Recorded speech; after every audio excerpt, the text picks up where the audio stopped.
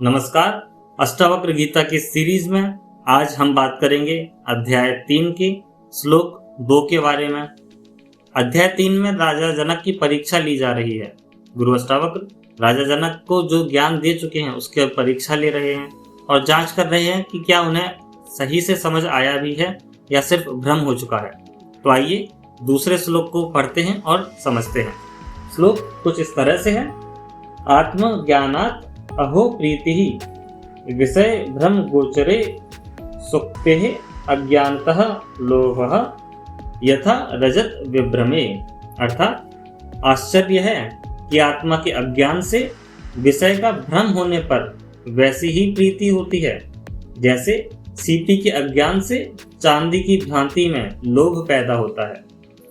इस श्लोक में गुरु अष्टावक्र राजा जनक से कहते हैं कि कहीं ऐसा तो नहीं है कि तुम्हें उस तरह की अनुभूति हो रही है जैसे कि आप एक सीपी में चांदी की अनुभूति कर लेते हैं। अज्ञान के कारण इस तरह की अनुभूतियां हो जाती हैं।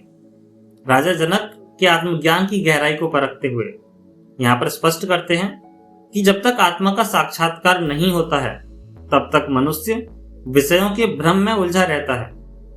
शब्दों को अगर समझें, शब्द इस्तेमाल हुआ, प्रयोग में आया कि आत्मा अज्ञानात्, आत्मा की वास्तविक प्रकृति का न जानना, प्रीति विषय में आकर्षण या मोह, विषय भ्रम गोचरे जो विषय भ्रमवश प्रिय प्रतीत होते हैं, सुक्ते अज्ञानतः सीप के वास्तविक ज्ञान के अभाव में, रजत विभ्रमे चांदी के भ्रम में, लोभ लालच। जिस प्रकार कोई व्यक्ति समुद्र तट पर सीप को चांदी समझकर लोभ करता है, वैसे ही आत्मा के वास्तविक स्वरूप को न जानने वाला व्यक्ति भौतिक विषयों को मूल्यवान समझकर उसमें आसक्ति रखता है और उसकी प्रीति करता है। यह जो आसक्ति है यही भ्रम है, क्योंकि ना तो विषय सत्य हैं और ना ही उनसे मिलने वाले सुख स्थायी ही होते हैं। इसको अगर एग्जाम्पल से समझें तो पहला एग्जाम्पल हमने देखा कि सीप में चांदी का भ्रम हो सकता है। समुद्र किनारे अगर आप कोई चमकती हुई सीप देखते हैं और उसे चांदी मान करके उसके पास दौड़ने लगते हैं, उसको लेने के लिए दौड़ने लगते हैं, पर पास जाने से आपको समझ आता है कि ये तो सिर्फ भ्रम ही था, वहां चांदी थी ही नहीं। ठीक वैसे ही संसार के सुख विषय केवल चमकते हैं, सच्चे हैं ही नहीं। इसी तरह से रेगिस्तान में जब आप जल की कल्पना करते हैं, आपको रेगिस्तान में जल दिखाई देता है पर असल में वहां जल है ही नहीं। ठीक इसी तरह से विषयों में सुख की कल्पना अज्ञान से ही उपजती है। आप बच्चों को देखें, उनके खिलौनों को देखें।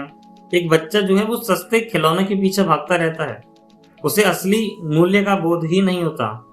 वैसे ही आत्मा का ज्ञान हमें असार वस्तुओं के पीछे दौड़ाता है।